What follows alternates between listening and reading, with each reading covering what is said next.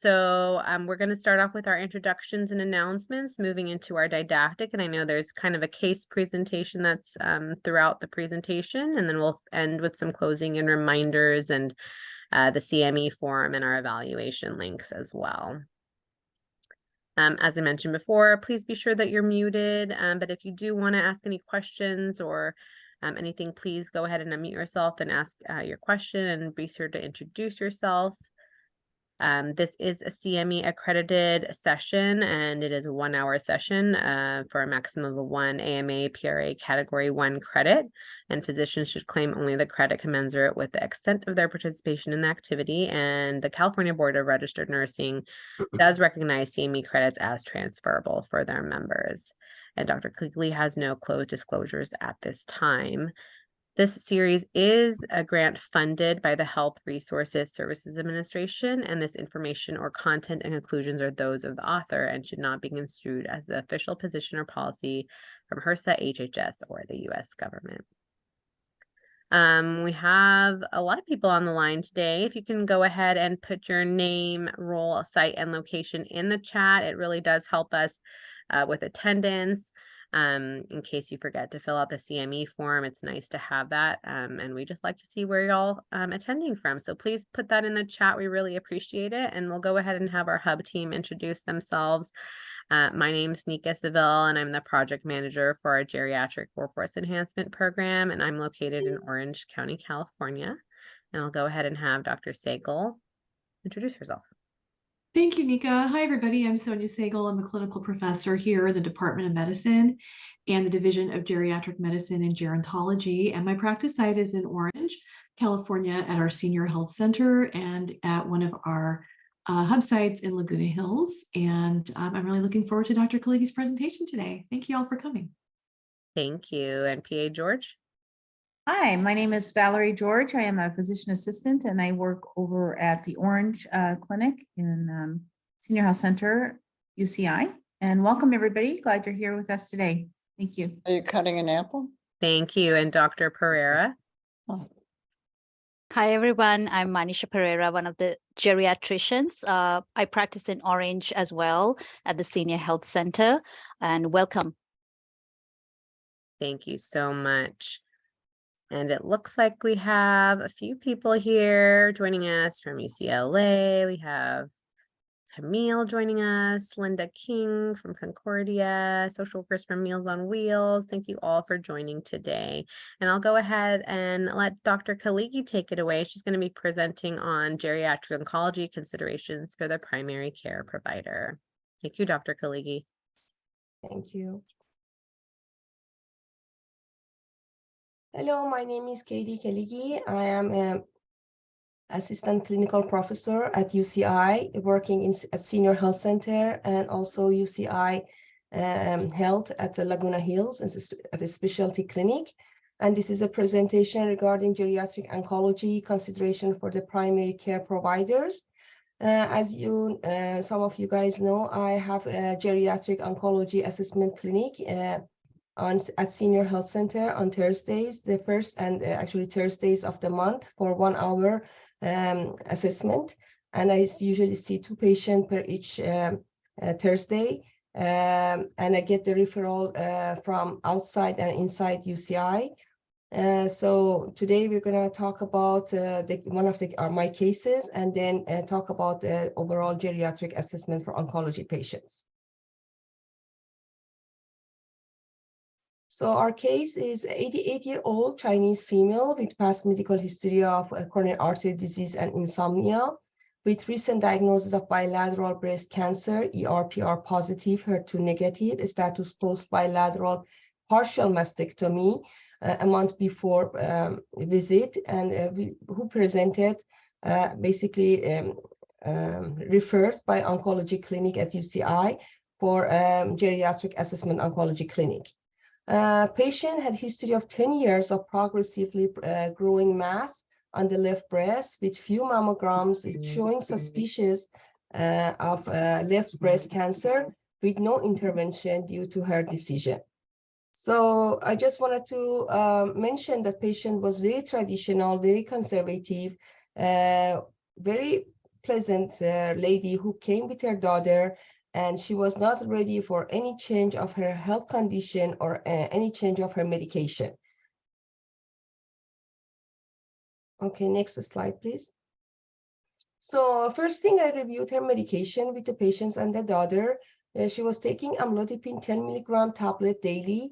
Anastrozole was prescribed by oncologist to start 1 milligram daily, but patient was not taking it because she noticed that her blood pressure was going higher. So she stopped taking anastrozole, and she was thinking to start on half a tablet to see if she can tolerate it.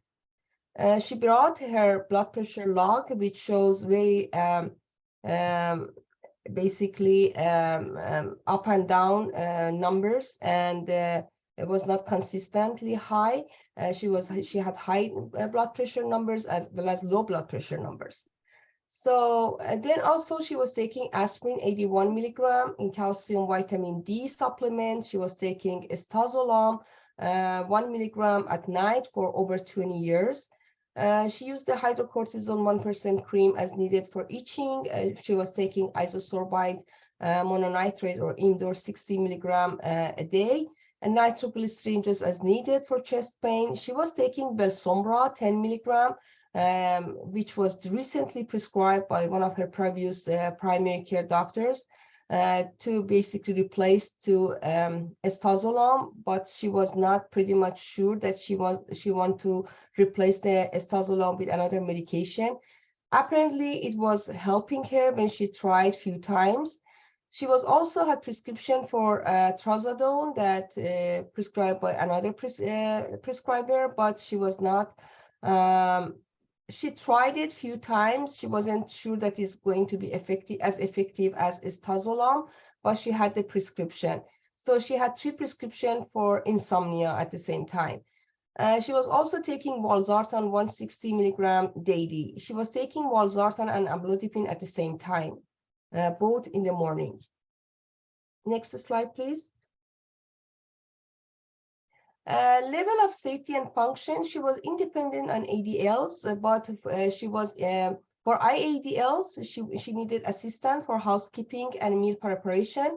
She was not driving at US, and she was not able to repair home, but she was independent using the phone or taking her own medications. Next slide. Caregiver assessment and safety evaluation. She had her own apartment, but temporary since the diagnosis and the surgery. She was living with her daughter and her family. She was very pleased to living with them, and she was not currently driving, as we talked. Next. We did a screening for dementia. Per her daughter and family, she didn't have any problem. She got 4 out of 5 for mini-cog assessment. Next, please. I did a geriatric depression scale, and she got 4, which is a normal score. And per her daughter and patient, she was not significantly depressed. Next slide. I did frailty index for elderly and elders, and based off the questionnaire, can you please go to the next slide? She got a score of 1 to 3, which indicates frailty risk. I did a mini nutritional tool, and based off that, she actually moderately decreased in food intake in last 3 months. She lost about 1 to 3 kilograms, which is about between 2.2 to 6.6 pounds. I just forgot to mention that her weight was 85 pounds at the time of the examination, and her BMI was 19. Next slide. Mobility, she was able to walk very well. She was able to go out with no assistant. She was under a psychological stress in last 3 months because of the new diagnosis, and she did not have any dementia or depression. Next slide.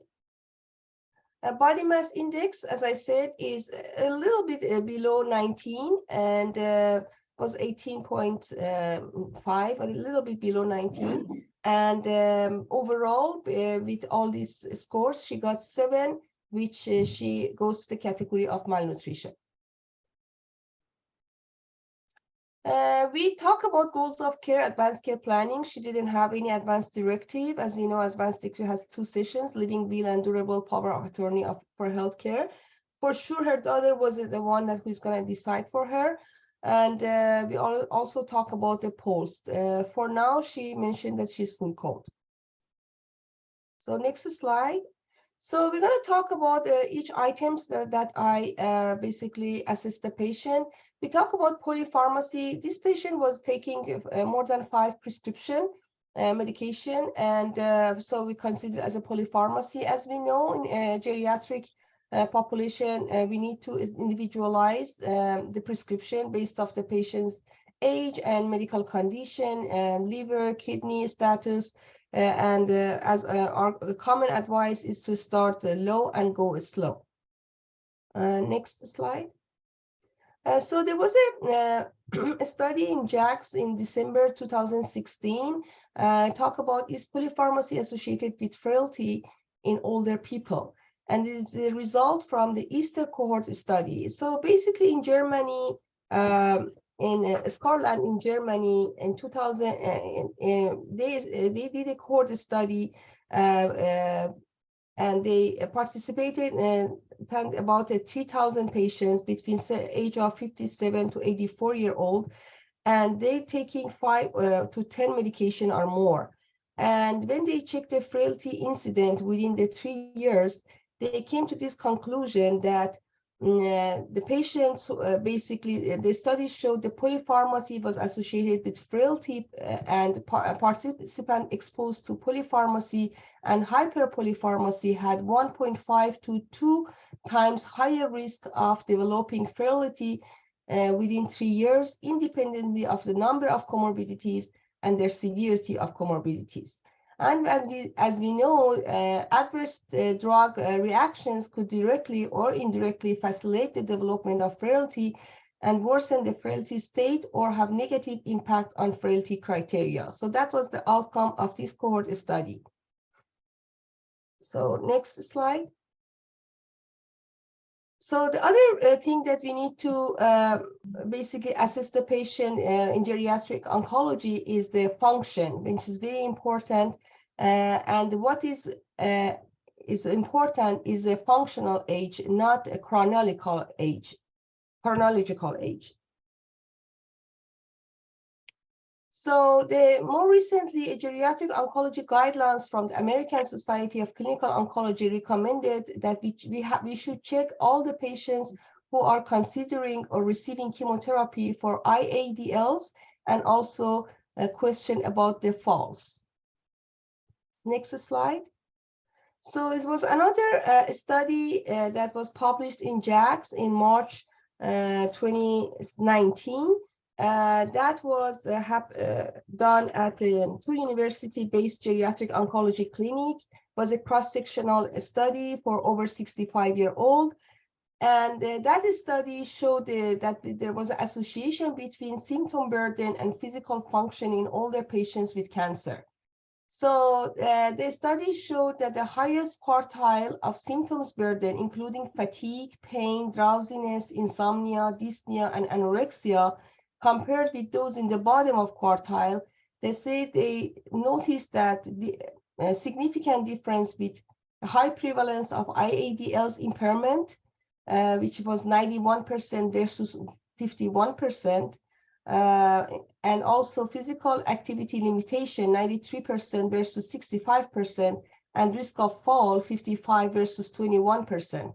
So the patients has more problem, like a functional disability, they have more significant symptom burden, including fatigue, pain, drowsiness, insomnia, dyspnea, and anorexia. Next slide.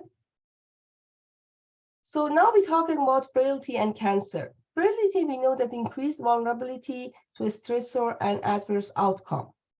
Next slide. So this slide just shows the mechanism of frailty, including risk factor and pathophysiology and outcome. And we know the risk factor, aging is one of the risk factors. Cancer can be another major risk factors. which all can cause some molecular changes, which causing inflammation and hemostasis imbalance, and that can cause basically affect the patient's frailty and causing frailty signs, causing weakness, weight loss, exhaustion, lower activity, and the outcome is definitely false disability and dependency and basically death at the end. Next slide. So this is very interesting slide that shows how important that patient is functionally independent prior to a stressor, which is stressor can be cancer or chemotherapy. And we see the patient has a good functional capacity even after having the stressor. The function goes down, but they never reach to be frail and they recover fast. But the second slide shows that the second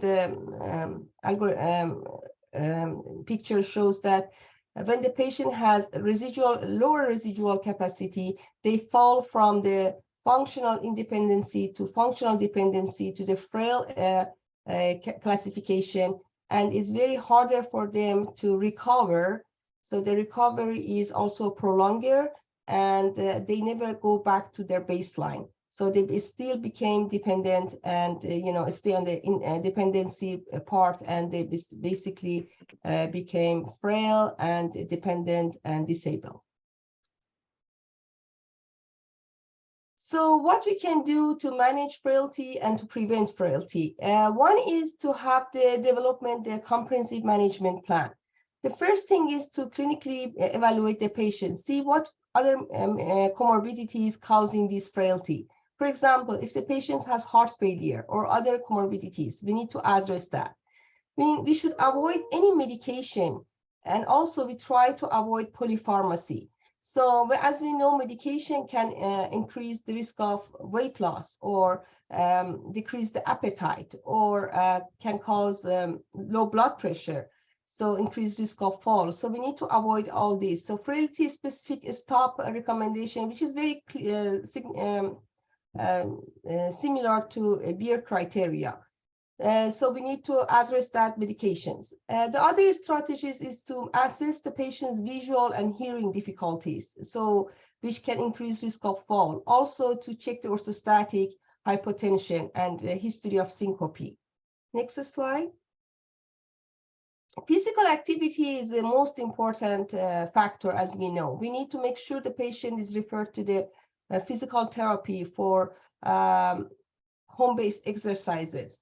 So the recommendation is 20 to 25 minutes of activity, 4 days per week at home, including 15 exercises, 3 of strengthening arms, 7 for strengthening legs, and 5 for balance and coordination.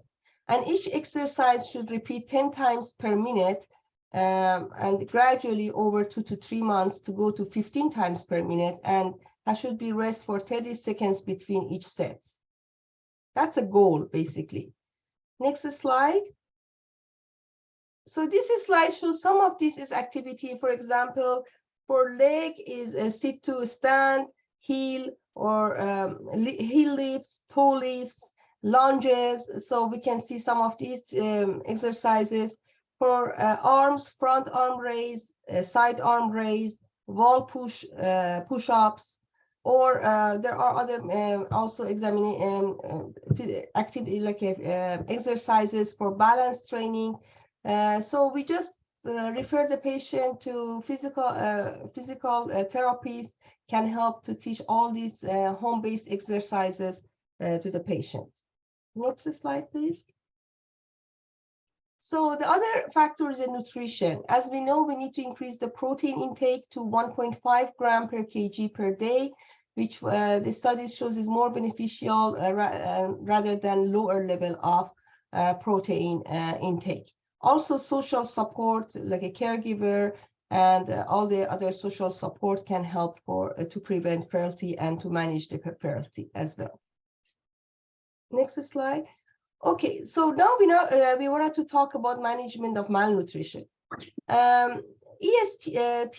which is the European Society for Clinical Nutrition and Metabolism guidelines on clinical nutrition and hydration in geriatrics, It says we should do routine screening for risk of malnutrition is recommended for all older adults in institution or community at admission and also regular basis, which is important to be independent of their diagnosis and the presence of overweight or obesity. As we know, being overweight or obese is not basically tell us the patient is not malnourished. As we know in pediatric, we have the same thing. Obesity can be actually the signs of bad diet. Next slide. And the basic recommendation for malnutrition is routine screening, as I tell, for malnutrition with validated tools, individualized and comprehensive nutritional care. We can also refer the patient to dietitian for consultation. There are some multidisciplinary team intervention as we have in our HAPS program. We identified and eliminate the potential cause of malnutrition. For example, some medication can affect their taste or their appetite, should be removed from their medication. I already removed a lot of my patients, especially with the diagnosis of cancer, when they come in, they're already on metformin, and they don't really need to take metformin anymore. Metformin is a medication for their diabetes. They already lost weight. They don't need to lose more weight. So we can just eliminate that medication that may cause more weight loss. And also we should avoid any dietary restriction for patient who is malnourished. Okay, next slide. So supportive interventions are important. We make sure the patient, goes to the dining room, gets assistance for nutrition, share meal time with others, and we give the patients energy dense meals. We can add more, butter, egg, or protein powder on the meals, also again. Education is important, and also easy access to food. We have a lot of patients, they don't have access to food, but we can help ask the social worker to help to register the patient on Meals on Wheels. Next, please. For older person and caregiver, as I said, you have to have individualized or ask for several sessions with the group education to see the dietitian. And the next, food modification is important for some patients, as I talk about food fortification, additional snack or meals or finger food. Texture modification is important for the patient have the dysphagia, organoleptic enhancement, so the patient experience a bit nicer food, or the taste or flavor has changed, so they can basically have better experience when they see the food or smell the food. Increase variety of diet, and also we can go with the patient's preference. Sometimes I ask the patient, what do you like? If you like ice cream, you can have ice cream every day or even twice a day. So we give them more variety and more tasty food. Next. Oral nutritional support, as we know, the supplements should provide at least 400 calories or minimum of 30 gram protein per day. It's usually we recommend that if we cannot reach our goal with other type of counseling and fortified food that we already talk about it. So that's the next step. If we know the patient is not going to take enough calorie with their, changing of their diet, then we can also, because it's expensive, is we know that the oral nutritional supplements are not cheap, but for cancer patient, as I tried, most of the time the especially medical covers this oral nutritional supplement, which is very good. Based off the ESPN guidelines, they did some study, and there was a systemic review and meta-analysis studies that basically at the end they showed there was no beneficial effects of oral nutritional supplement in changing the body weight, body mass index, mini nutritional assessment score, muscle strength activities of daily living, time up go test, or quality of life and mortality.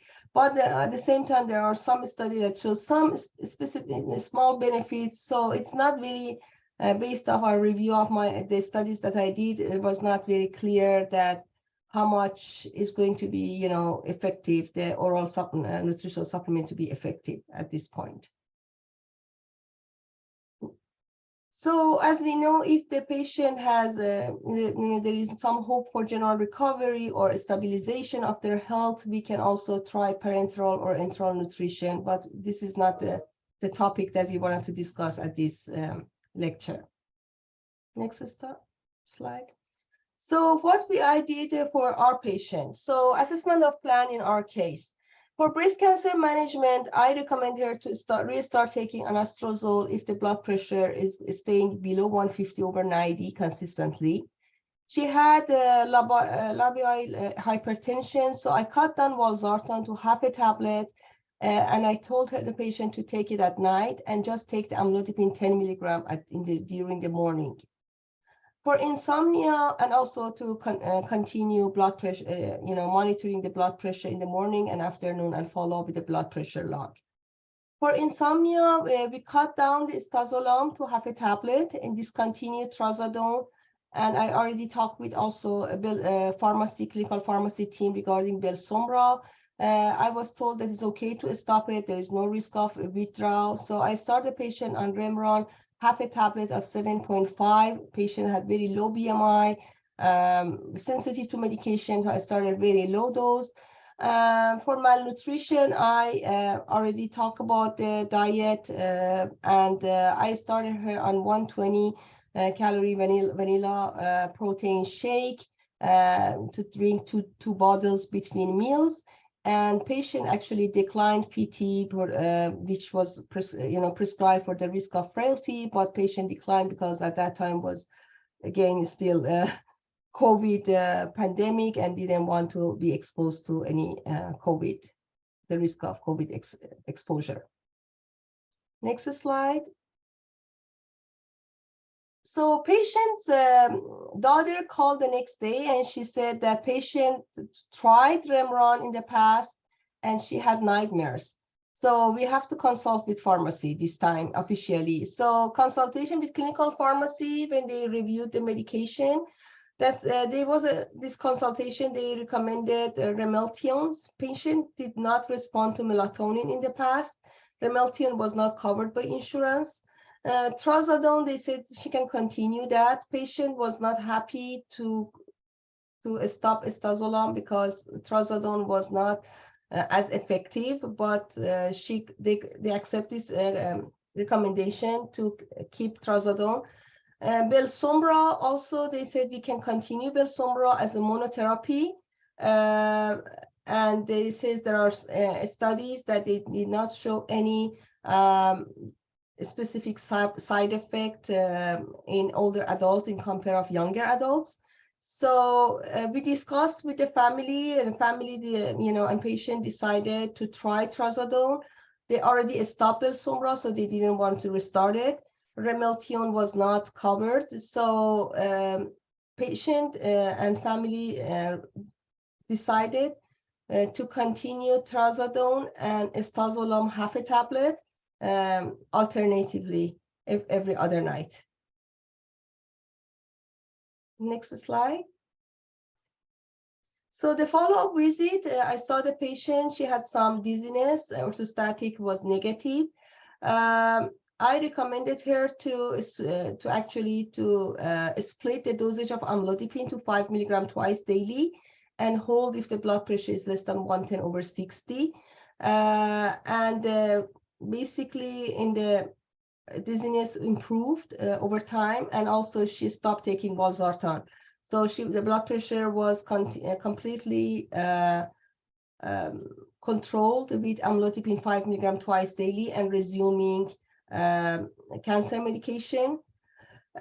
Insomnia improved, no recent fall or significant drowsiness after changing the trazodone and taking trazodone 50 milligram and stazolam 0.5 milligram every other night. So so it's kind of a strange prescription, but this is the way the patient is happy, and the insomnia is not taking too many stazolone because the doctor didn't want her affect her memory and long-term side effects. So at least was better than taking 1 milligram every night. At the same time, she's taking trazodone 50 milligram every other night. For advanced care planning, I discussed advanced directive form was given, and she was full code. Next slide. So the outcome patient right now, actually, she became one of our patients in Senior Health Center. She completed radiation therapy, no recurrence of cancer so far. She's tolerating anastrozole 1 milligram daily. She gained about 11 pounds since last 8 months. At the beginning, she had oral nutritional supplement, and not anymore. And still struggling about osteoporosis management because she didn't want to get the side effect basically of the medication, and she never had any scan done because of the radiation exposure. So far patient is doing great and everything is stable. And this is some of my references. Thank you, Dr. Khaligi. I wonder if anyone in the audience has any questions for her.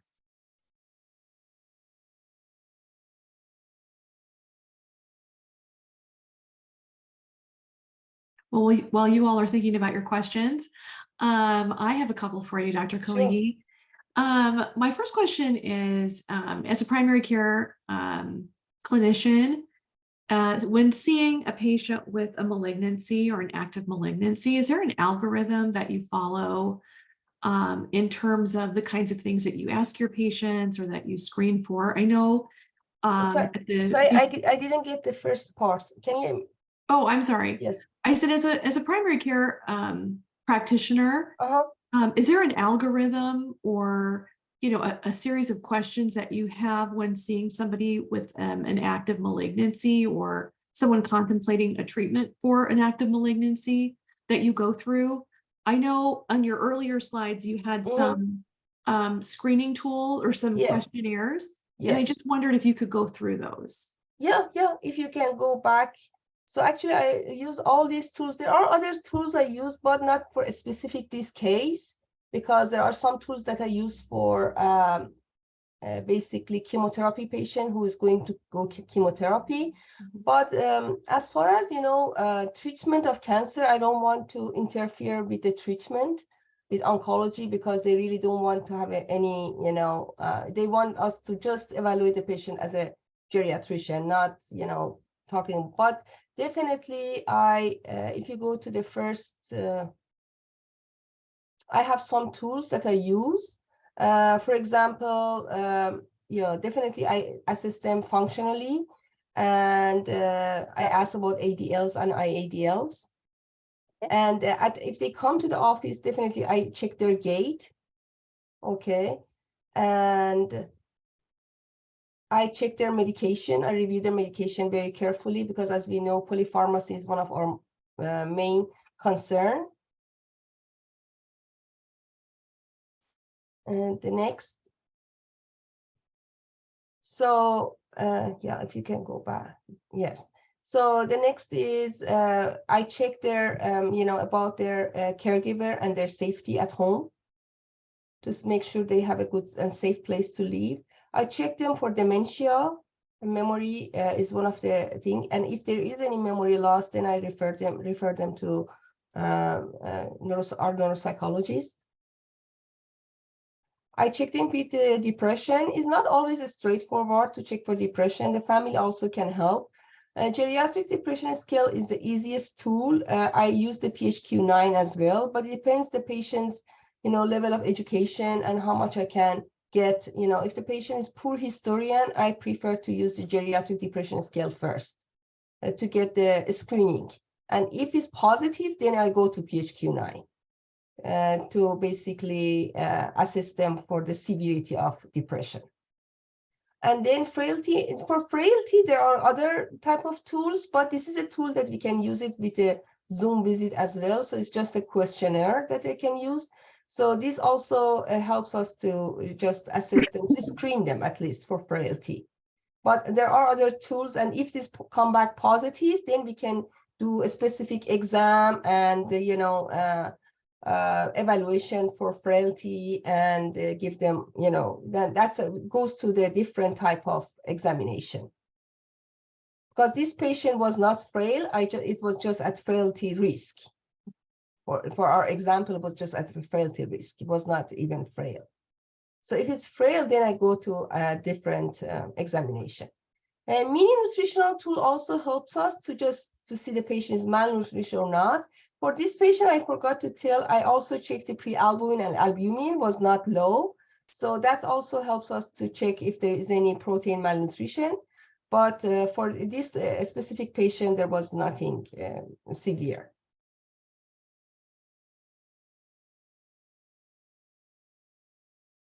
And it looks like we have a question that said, can you explain why the osteoporosis management was put on hold? Did it have anything to do with calcium or CA treatment? Cancer.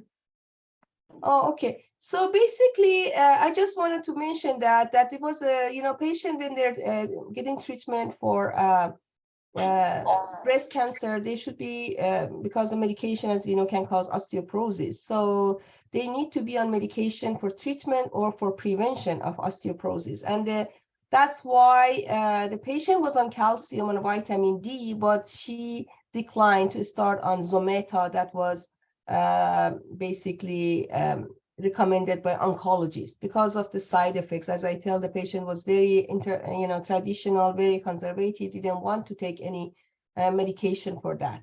And she's at risk of fracture because she's low BMI, but she was, mobility was fine. So, but she didn't accept to do any exercises for frailty risk. So overall, I just wanted to mention that she didn't want to, that part is missing. So she was not following up for osteoporosis management, but this is not really related to geriatric assessment at this point.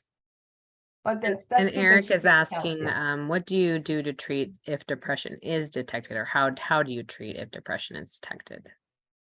If the patient's depressed, for this specific patient, Remron or mirtazapine was the best choice, but unfortunately she had side effect. So for me, I would start her on SSRI definitely, but very low dose, and definitely Paxil was not my choice. I would go with sertraline or Cymbalta. Less likely Cymbalta because of high blood pressure. So sertraline was my choice if I couldn't start her on mirtazapine.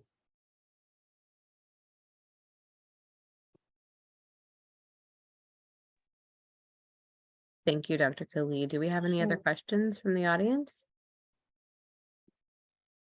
I have a question, Dr. Khalid. It's Sure. Valerie. Yes. I know you do this as kind of a consultation clinic. Yes. And do you try to just make recommendations? But if they are UCI patients, do you follow them for a short time to maybe get them optimized for Yes. perhaps their if they're going to have a surgery or a treatment? How does it go for you? Yes, actually, thank you so much for asking this question. I saw one patient that I did follow up with the patient after recommendation. I have few patients that they joined already senior health center because when they saw that how we approach elderly, they never saw this kind of approachment. So they like to become one of our patients at senior health center. But there are a few patients that they wanted to go back to their primary. I followed up 1 or 2 times just to make sure that our recommendations are, they follow the recommendations and they're basically for the improvement of their care. But rather than that, I just send the recommendation to primary care and oncologist, and the patient just follow up with them. And Dr. Khalid, it's Manisha. How do primary care doctors decide to refer to a consultative clinic like yours? I believe they should, when the patient is having multiple comorbidities and or multiple medication, which polypharmacy, comorbidities, weight loss, any signs of malnutrition or frailty, they should refer to geriatric oncology assessment. There's another question in the chat. So I believe this is from Eric, you asking in regard to depression. Would a recommendation to a psychiatrist be advised before starting medications? It depends. If it's a mild to moderate depression, I usually prescribe the medication and send the patient to psychologist. If I'm not sure is it depression, dementia, or I wanted to make sure, I send them to neuropsychologist for memory testing. But if it's a severe depression, definitely I refer to psychiatrist. Thank you. Any other questions from the group? Anyone currently managing a patient with a malignancy that would like to chat about it, or any other general questions about screening tools, outcomes?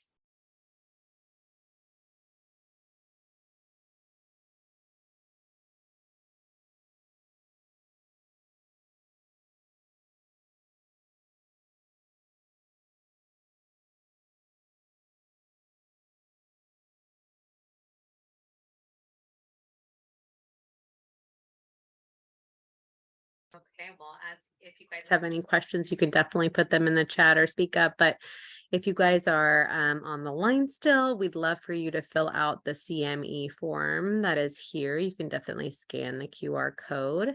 There's also a session evaluation as well. These slides will be sent to you via email as well as the links.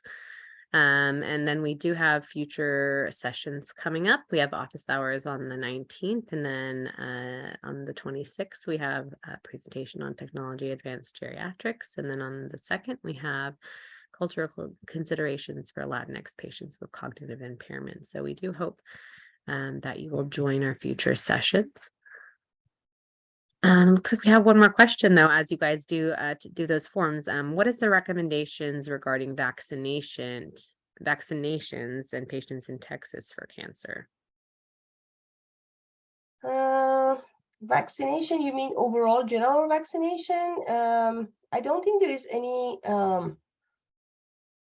contraindication of immunization unless the live vaccination in patients with chemotherapy. Otherwise, should not be any, I mean, the patients should get all the vaccination. They might not be as effective when they're on chemotherapy because the immune system might not respond as much, but I really don't think there is any contraindication except a live vaccination. And Dr. Kaligi, I always question, is there a good time to give a vaccine? Like, how do I time my vaccination with the ongoing chemotherapy? And I actually had a discussion with one of our oncologists, and he said, just give it the chance you have, the first chance you have the opportunity to give it.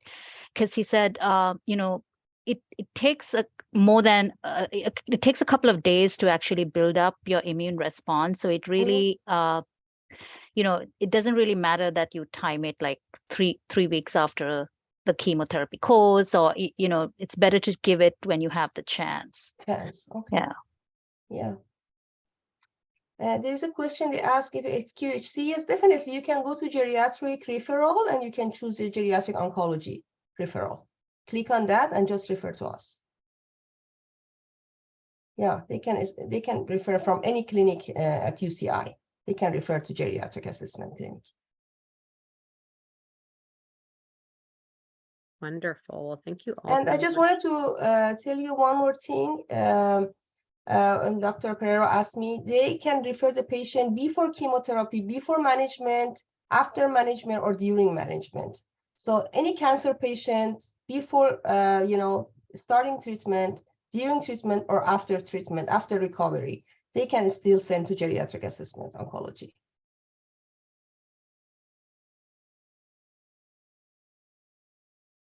And Dr. Rodriguez mentioned that their patient has Medicare. Does that make a difference? Yes, because I really don't think we accept just medical patient. They should have Medicare, right, Dr. Segal? Correct.